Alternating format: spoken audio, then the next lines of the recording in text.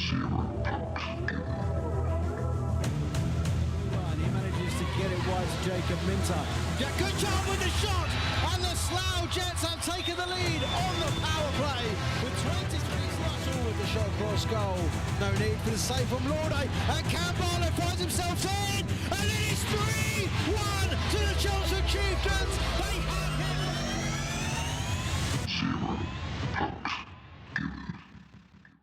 Hello and welcome to Zero Pucks Given, the UK Ice Hockey Podcast. We're in partnership with the Hockey Art Co, hockey clothing for hockey people, worn by the best and hated by the rest. Listeners to the Zero Pucks Given network can get 10% off of everything site-wide at hockeyartclothing.co.uk. Just use the code ZP10. We're also in partnership with Manscaped, male grooming products redefining the gentleman around the world. If you use the code ZeroPucks20, you get 20% off and free shipping on everything from manscaped.com. We're also part of the Sports Social Podcast Network, the largest sport podcast network in Europe, and we're absolutely delighted to be a part of it.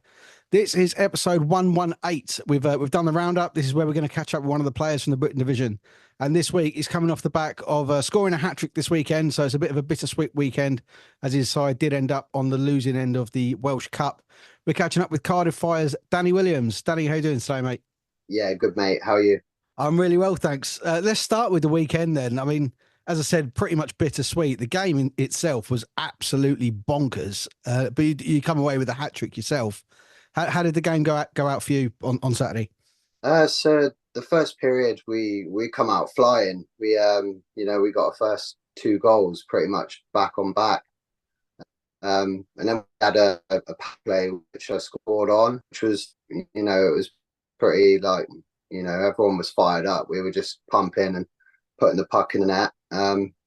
We went 4-0 up at the end of the first period, which was, fantastic. We were all going into the room, music on, buzzing. Then second period came and, the Dragons, obviously, they had probably a really good team talk because they come out flying, making some good plays. And, ultimately they tied it up. I think it was 5-4 coming to the end of the second period. Then the third period came, we knew we needed to sort of, put a shift in because obviously more so for the Welsh boys, but as a team, we wanted to win some silverware. And yeah, we did our best to sort of put up a fight. We let in a few goals late in the period, which put them up to about 10 goals. But we made a final push at the end. We scored a few goals at the end, which, it feels good when you come together as a brand new team with, a lot of young talent on the team. And we all sort of come together and, we put 9 goals past them. So, hats off to the lads for that. We didn't give up, that's for sure. Yeah, well, 14 in total, obviously, with the 5-5 in the first leg. I mean, you had last year at Oxford City Stars, and we'll go back and go through your playing career, but playing against a team from the North Division, is the style different? Do they play a different style of hockey? Yeah, they have a lot of young players, which they seem to be, flying out there. They had one guy, he had a cage on, must have been like 17 or something, and he was pulling off these moves and, flying around the ice and stuff. So they definitely got a really good development program going on. And obviously with the import and things they have there, they're a really strong side. I wouldn't compare them to a Streatham team though, to be honest. Yeah, no. I mean, you've come across Streatham once already this year, and then you've got them this weekend coming as well. Yeah. The fixture hasn't been massively kind to Cardiff, is it, for the first year back in the NIHL 1? No, I mean, it was always going to be difficult because Streatham are, they're a really strong team. They've got pretty much every attribute of what a hockey player needs. They're really tough to play against. Their systems, they're really good, and they find space on the ice that doesn't seem to be there. It is always tough playing them, but I think, as the season goes on and, the boys get a little bit more experience in this league, I think we're gonna do quite well. Yeah. They're averaging 12 goals a game at the moment as well, Streatham. It's bloody horrifying. Yeah, it's insane, but they're a really strong team, and they obviously deserve it. They're putting in the work. Yeah. How have you found life in Cardiff then so far? Is it a lot of travelling from home and the arena and stuff like that? How's it all sort of digging on? Yeah, so I'm based in Swindon, so it's about an hour and a half down the M4. Me and Ian Spridgen usually share car rides, so Yeah. it's not too strenuous. We go up sort of once a week, and then obviously for the games at the weekend. But it's really welcoming. Like, Ellis Shepherd's a great guy, great coach. He seems to know what he's doing, and yeah, the team are great. Also, they got a lot of young guys in there. Got Brock and Evans, the goaltender. He made us these little bracelets that we got on and things. Dan the man. Oh, so he's kind of like nicknamed you all and gave you all bracelets. Yeah, I think he made a TikTok about it or something.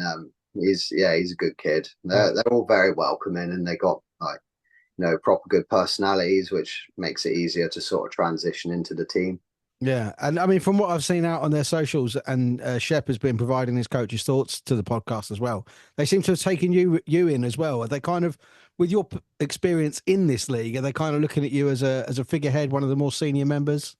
I'd like to think so. Luckily, I'm only fourth oldest this year, which is which is nice. But um, yeah, it seems like they think I can do a job, and I'm really enjoying myself on the ice at the moment, and I'm only going to improve throughout the year, and I'm hoping I could just keep doing a job for them, basically, keep plugging away.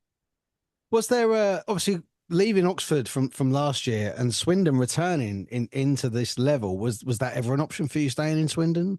Not none of them contacted me, but you never know for the future. I sort of played all my juniors at Swindon, and before I went to Canada when I was younger, I sort of I always played out of Swindon, so Yeah, it you know it wasn't an option this year. I was kind of set on something completely new, something that I could build with.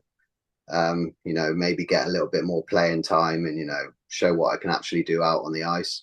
yeah. Uh, Maybe in the future, but as it stands right now, I'm pretty happy where I am. Yeah, I think that's quite a good sign actually of UK hockey players is they don't mind that little bit of travelling to have a better playing experience, which I think the fans then really appreciate. Yeah, it's just for me, it's always about playing, like actually getting playing time, being able to show what you can do, and I love the sport as well. I've been playing since a young age, so every time I get out there, it's just I'm enjoying myself, which is nice, and yeah, Yeah, it has to be that way. I mean, I've spoken to certain guests. Well, I spoke to Brett Massey last week. He said, sorry, not last week, week before last.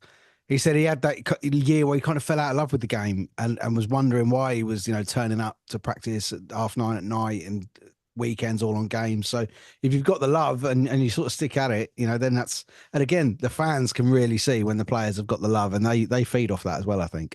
yeah, it's a great feeling. It's just something that brings you away from normal life, I guess, because we're all working and have other responsibilities outside of hockey. So it's a great escape. And as you said, fans are brilliant. They make you feel very welcome. And when you put your team on the board, that's an extra good feeling to add to the basket, isn't it?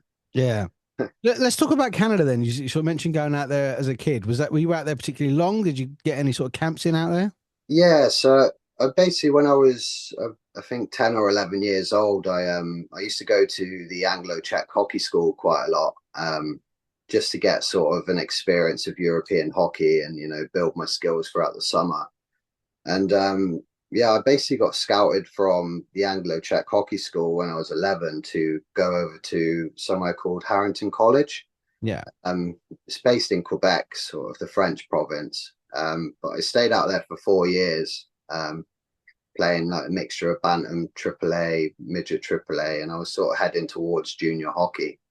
Um, but I came home after the fourth year, and my best mate passed away basically.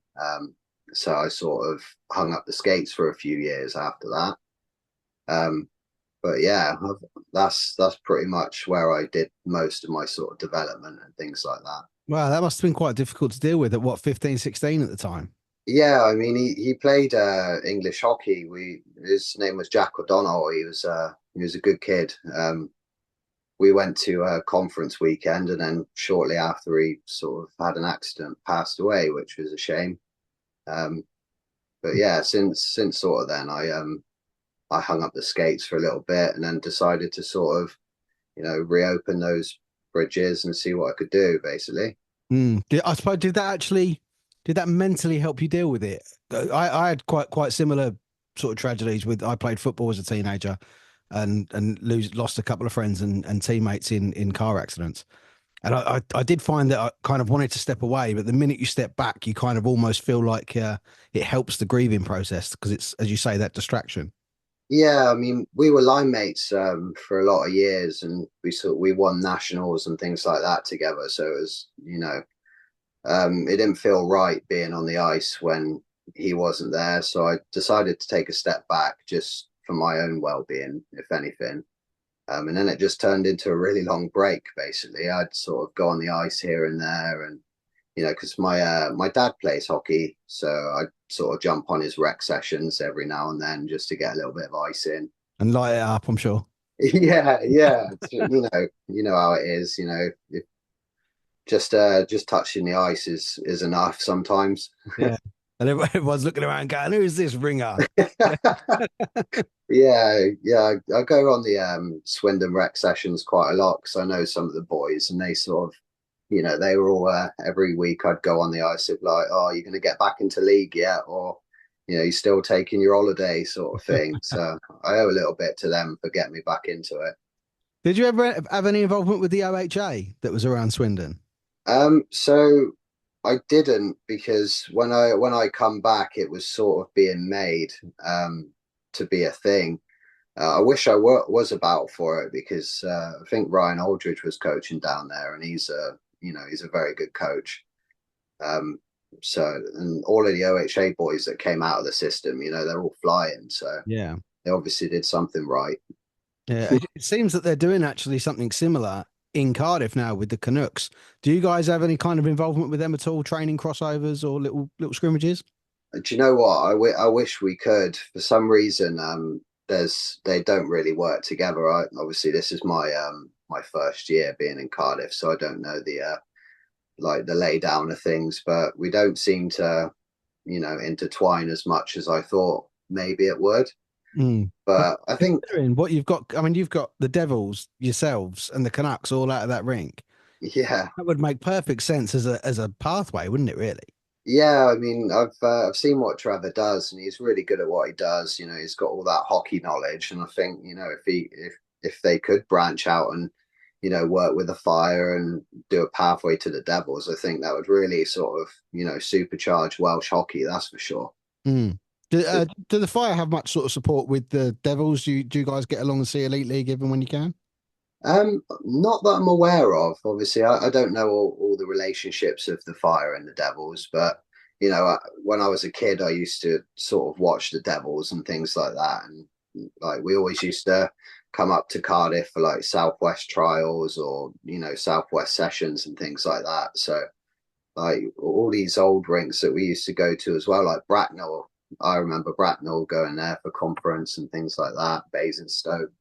It's a shame they're all like sort of moving on a little bit. Uh, Yeah, losing Bracknell was astonishing, really, to lose an Olympic pad like that down in that area. And now Basingstoke, obviously, hopefully being repaired rather than yeah, lost for good. But we do have Ozone down there now. Have you ever done any training with Danny down at Ozone? yeah. Well, not with Danny himself, but they did those sort of pro sessions, didn't they, last summer? And I'd sort of jump on the ice, a few of those, which was good fun. Like the ice is good down there, and it's good for like little battles in the corners because it's not very long, is it? But No, it's a 3-on-3 pad, isn't it? yeah, it's perfect. Like it's amazing what they do down there as well, especially with a little shooting pad out the front. Like if you're waiting to go on, you can sort of rip a few. Yeah, Down he's got a little there. shooting range there, isn't he? Yeah, it's a cool little setup. It's a shame we never had these things when I was a bit younger, but like the future's looking bright for the younger ones, isn't it? Yeah, hopefully. And as we said earlier, we're not entirely sure of what the Cardiff pathway is, but there seems to be a lot of players from this level and the junior level below that are actually getting their shot. Um, Yeah, which is well deserved because some of them, they're all trying these, new things that they see on TV and things, and I've played against some of these young boys in Div 1 and they're absolutely flying. So all like fair play to them. They're in the prime sort of age to get things done, aren't they? Yes, it is. It's a young man's sport now, isn't it? These Yeah, 16 and 17-year-olds chirping everybody. yeah, flying around and us oldies are sort of chasing them. So I mean, so far, obviously in South One, you've not really played that many games as yet. What's the sort of plan for Cardiff this year? Have they kind of looked at the table and thought, look, we can finish here or here? Well, I think Shep had a sort of an idea at the start that we'd like to at least come middle table if we can. As a fresh team, we're setting a goal of mid table, so we've got something to work for because a lot of these teams in this league are very established and very strong. Like there's not really a mega weak team in this league. I would say like everyone's got something to bring to the table. Yeah, I mean, do you think you'd be using your obvious geographical advantage that some teams may have coach legs in the first period? I'm hoping so. I think if they have bus legs, we can come out flying in the first, and then sort of defend them for the rest of it, maybe, and we'll get stuff done. But I don't know. I think we've like Shep's moving a few things around and trying new things in training. So I think give us a few more games, and I think we'll be ready to sort of fly around and put some pucks in the net. Yeah. What difference does that make to you as a player, having a player coach as opposed to just a head coach who's not on the ice during the games? I think it's more beneficial to be honest, because he's out there on the ice, with us, and he's sort of experiencing, other teams and how they come at us, and he has like first-hand sort of knowledge on what's going on out there, and I think he's very like he's spot on with his video reviewing and picking up mistakes and with his systems. So I think if there was anyone to sort of lead the way, it would be Shep. He does a good job. Yeah, he has agreed to come on here at some point this week. So Has he? this rather, yeah, he's obviously providing his coach's thoughts week in week out. But yeah, he has agreed to come on for an episode at some point. Yeah, nice. The obviously your last year at Oxford, it was a bit of a I'm gonna say turbulent year for Oxford last year. Um, good import signings. Obviously the media frenzy behind having Petr Cech. Had a really experienced guy doing the social media that really increased the kind of media output that the club was putting in, but it just didn't seem to click. Did you put Yeah. on what the problem was there last year? To be honest with you, I there's a lot of things that sort of didn't work out. I don't want to come on and badmouth the club at all, but like we had all the right guys to do a job, but with lines changing each week and our coach leaving throughout the middle of the season, I just think as a team our morale was really low. Maybe we needed something to sort of bring us up, or maybe going out for a team day or something like that. Do you know what I mean? It didn't really feel like a team setting. Like, I'm only speaking on sort of my personal view. But like I sort of injured my ankles last year. I tore both my tendons on the outside of my ankles. And I had to take the rest of the season out because of it. And there was no sort of follow up to see out, to check up on me as a player. And that for me is probably the most important thing that I look for. That is, every individual on a team should be looked after equally. But not just as a player as well. I mean, what a lot of these clubs can't forget, and I know a lot of them are quite good at it, is that you're not just a player, you're also a person. And, Yeah. and missing hockey through injury can be quite mentally troubling. Yeah. I mean, on top of that, it's like, we do have life outside of hockey also. So Yeah, like, yeah, you work or whatnot. yeah, You might end up not being able to work because of injury. I know a lot of the clubs have good insurances and benevolent funds and whatnot. We've had a few players already this year that have suffered quite bad injuries, but it's something like I discussed with Nick Rothwell when he was on the podcast last year that I had to finish playing football due to a serious injury, yeah, and it literally drove me to drink. And yeah. It's And I was the manager of the club at the time, so no one was reaching out to me because it was me at the top. So it's It's just one of those things, isn't it? Like if you get injured and you can't play the sport, like obviously that's, again, only speaking for myself, like being out of hockey is like horrible. Like Mm. you just feel like you don't have any place, and without it, it's sort of a bit miserable. Like you haven't got that games to look forward to in the weekend and the training. You do your best to sort of show up when you have an injury, but it's not the same, is it? No, Uh, and so, someone from Oxford who I know thought a great deal of you. He wants to know who the better 88 was. Is it you or is it? Oh, I think I know who that was. To be fair, that's Shane Moore, isn't That it? is your former GM, Shane Moore. Yeah, I've known Shane a long time, and he's a great guy. He's good support for myself. He's good friends with the family. But if I had to answer, I'd say I'm going to be the better 88.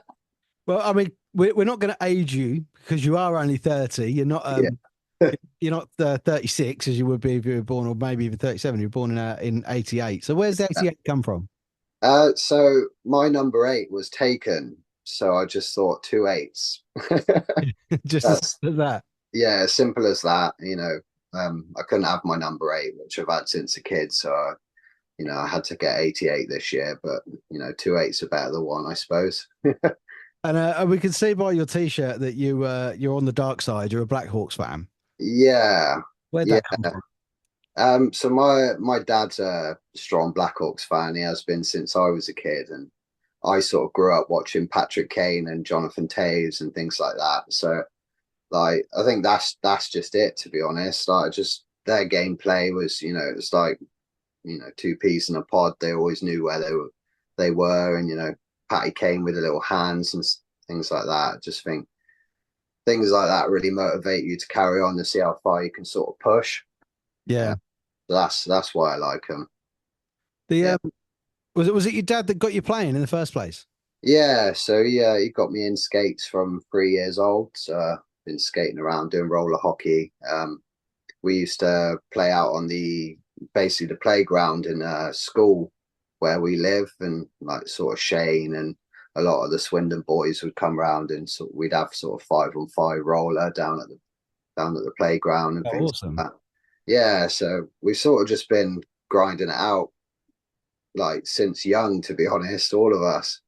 It's been really, really good fun. And my dad, still to this day, works on technical things with me, and he comes up with these little contraptions that he makes in his shed, like. And I think when I was like 8 years old or something, he come out with this big 4x4 bit of timber, and he cut little pieces on the bottom, and he made it so you'd have to put a ball underneath the timber to do Oh, stick yeah. and things like that.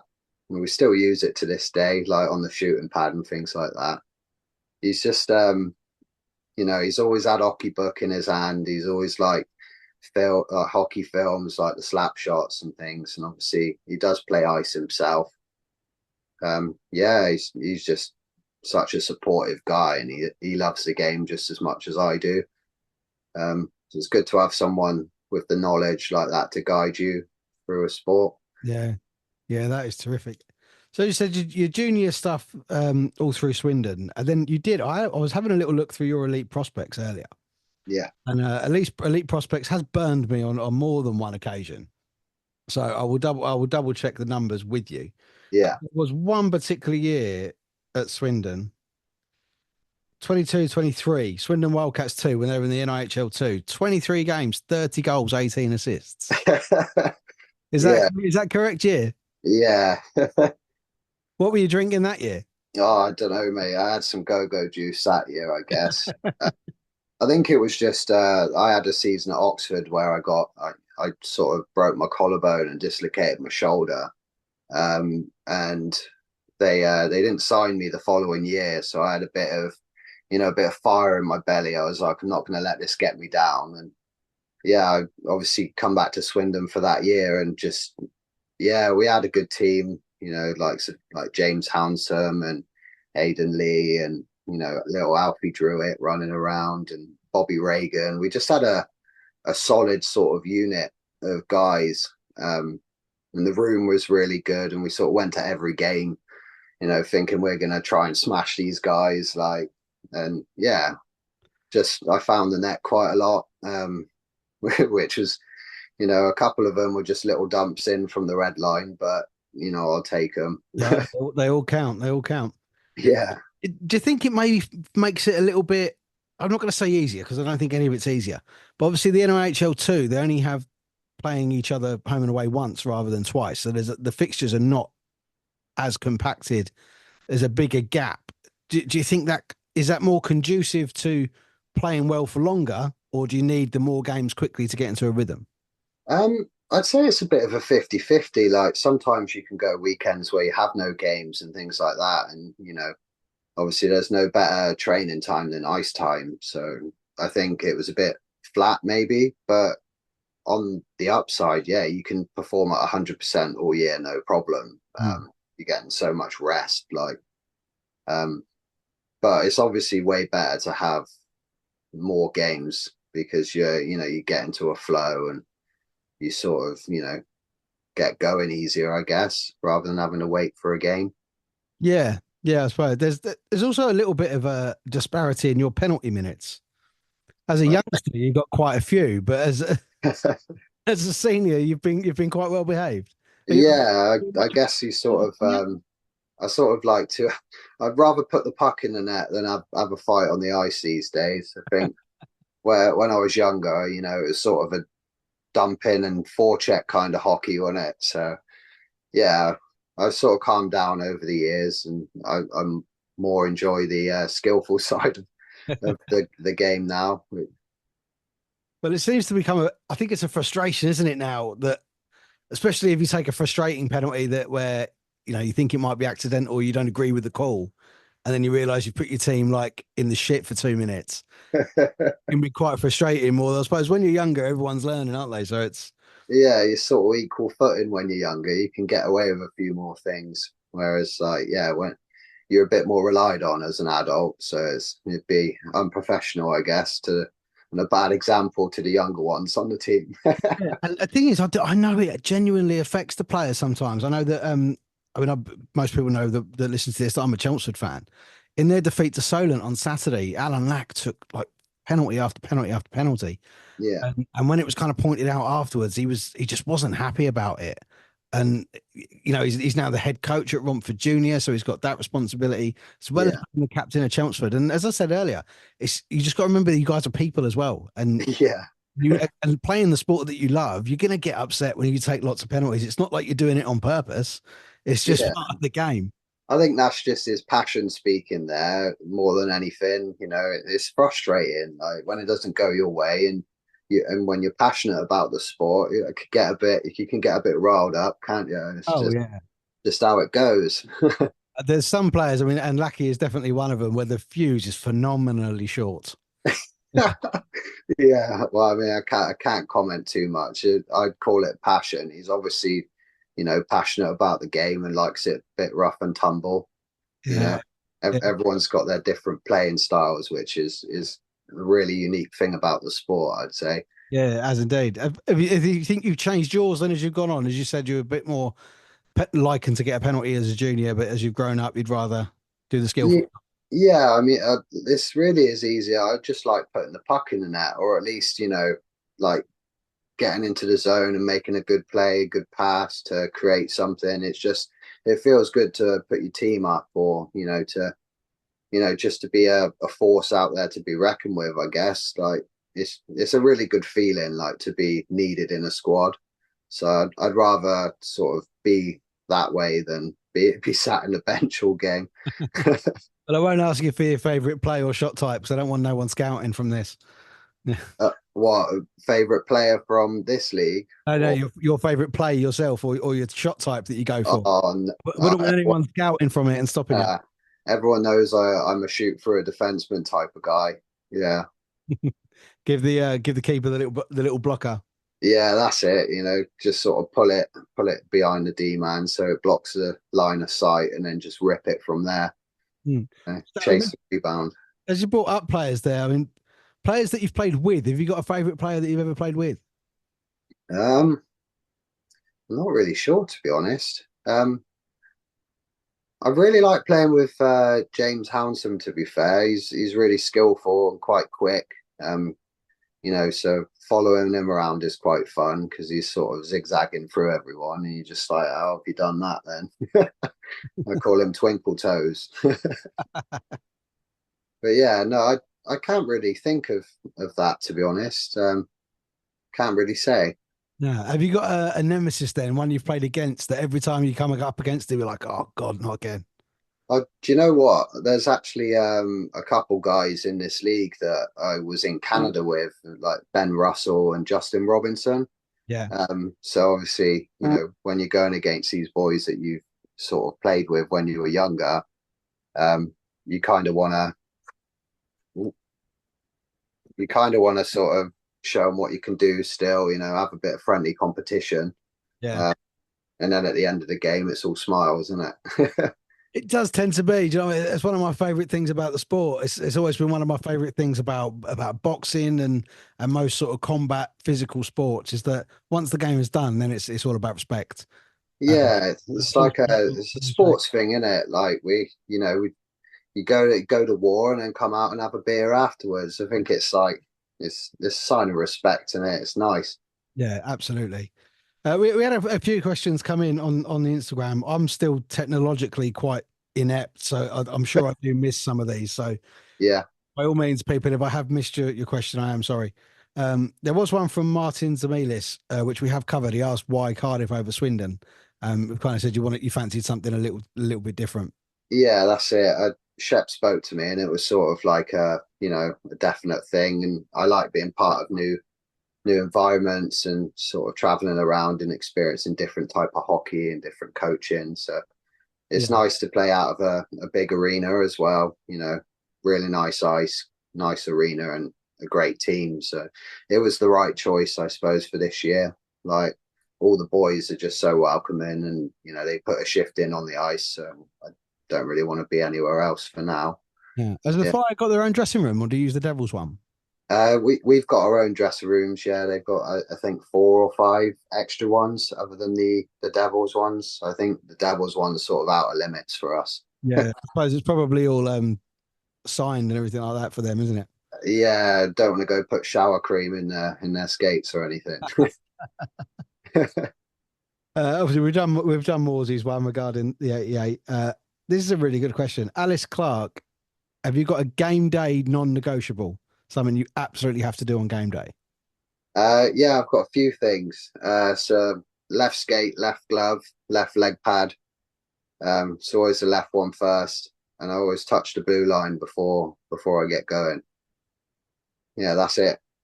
Is your meal always the same? Yeah, I have pancakes with bacon and Canadian maple syrup. Um, Proper. yeah, and I get a rice box with some vegetables and a chicken breast. I have that before the game, and then just load up on the sort of electrolyte drinks and things like that just before. Yeah. Sort of does me well. Yeah, I tell you, the whole pancakes and bacon with syrup thing, I got my daughter into that really young and she absolutely loves it. And she does, because we've got a few Tim Hortons over here now, haven't we, in the UK? Yeah, we do. Yeah, She's good kind old of a bit like, Timbits.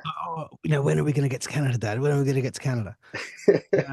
And I always say, my wife's got Reynards in her hands, so she gets really, really cold really, really quickly. Yeah, If I'm ever going to take her to Canada, and Toronto is one of my favorite cities on earth, it'll have to be in the summer. But then I'm like, I'm not going to Toronto when it's not hockey season. That's just. no, you got to go there in the winter. But Just you'd have to get us some mittens. I think I'm just going to take my daughter. I think Yeah, do it. Honestly, it's we'll it's just amazing over there. yeah, we'll just eat syrup and bacon. I think she'll absolutely love it. So Have yeah. it 3 meals a day. The thing is, it's so much cheaper. I know when my wife and I were in New York, she was really struggling to find fruit. Whereas I just piled up on all like pancakes and bacon and scrambled egg and sausage, and it's easy and it's cheap and it's there. She's like looking at me like, no wonder all the Americans are massive. I can't find any healthy food. Yeah, it all tastes good as well, and you can't miss out the maple syrup. That's like the cherry on top, isn't it? Oh no, it's unreal. I tell you what, I had it on the other day on French toast. Oh, Uh, lovely. I haven't had French toast for so long, and it just come into my. I was cooking breakfast, and I was like, "Oh, you know what? I'm gonna make some French toast." Yeah, That just it made it also taste like Canada. Just that French toast with syrup. you can almost smell the air. The crisp coldness Yeah, as an autumn brown maple leaf flows up to my window. oh, mate. Man, it's like I'm there. I can feel it. I can smell it. So we got I've got a couple of questions from some of your teammates, I believe. Great. So it's coming up with their Instagram usernames. So Bro Eva 42, favorite rookie goalie in the fire.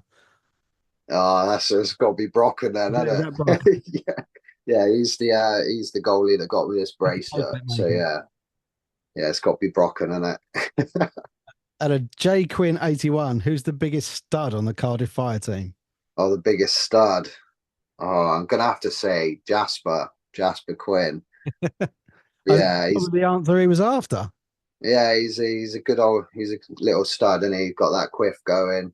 Not a bad looking bloke. Yeah, I've got to say Jasper. Is there any of the guys in the team that speak Welsh? Yeah, there's a few of them actually. There's Ewan Davies Spud. He can speak a little bit of Welsh. I believe Ellis can speak Welsh as well, and the rookie Louis James. Yeah. Pretty sure he's a fluent Welsh speaker as well. I was saying to Mike Clancy, the D side coach, that there was quite a lot of media coverage for the Welsh Cup, Yeah. including some of the Welsh TV channels. So it's quite cool to hear it kind of spoken. But do they talk Welsh in front of the English speakers so that you might think they're talking about you? So, well, no, they don't speak it in the change room, but wouldn't put it past them to have a little cheeky conversation on the side because it just goes over our heads. Like us English boys, we're like, oh, what did you just say? I was considering doing the intro for this episode in Welsh, but I think I'll save that for Shep's one. Yeah, I'd save it for Shep's one because I'm English.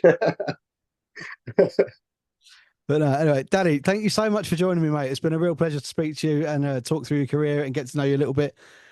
When you're in Chelmsford, it's very unlikely I'm going to be able to make Cardiff away this year. So when you're in Chelmsford, I will come and give you a fist pump, say hello, mate, whatever self. Sounds good, mate. Thank you for having me on. You are more than welcome, mate. All the best for the rest of the season. I really do hope it goes well for you. And we'll see you soon. Cheers, mate. See you soon. A massive thank you to Danny Williams for joining me on the podcast. First Cardiff Fire player, of course, to come on. As I said during that interview with Danny, Ellis Shep, the player coach, he'll be coming on a little later this year. So we'll save the Welsh intro for then and see just how bad that I do at it. So yeah, really thank you for listening. I really did enjoy that chat with Danny, a real top lad. Looking forward to meeting him when he comes down to Chelmsford. So thank you for listening. You can catch Zero Pucks Given on all of the social media channels: Instagram, Facebook, TikTok, X, Threads, Snapchat, absolutely everywhere, so that you don't miss a thing. Of course, not just a podcast, it's your one-stop shop for everything Britain Division, with your fixtures, of course, coming out in video form, stats, star men for the teams that are playing on the upcoming weekend.